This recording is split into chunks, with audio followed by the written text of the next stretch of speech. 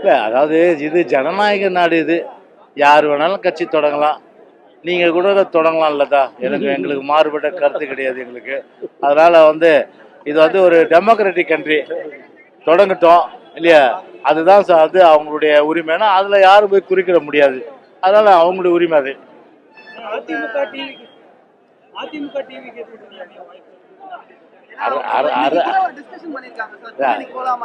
இல்ல, அரசியலை பொறுத்தவரை புதுசா சொல்றது போல தேர்தலுக்கு இன்னும் காலம் இருக்கு. இன்னும் 17ஆம் தேதியோ இல்ல 18ஆம் தேதியோ 18ஆம் தேதி அறிவிக்கப்படலான்ற மாதிரி ஒரு கருத்து இருக்குது.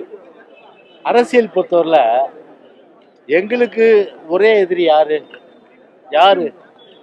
திமுக. ஒரே எதிரி யாரு? திமுக. அப்ப திமுக வீழ்த்துறனா திமுக வீழ்த்துகின்ற அந்த ஒத்த கட்சிகள் எங்கள் தலைமை ஏற்றுக்கொண்டு வருவதன் மூலம்தான் திமுக வீழ்த்த முடியும்.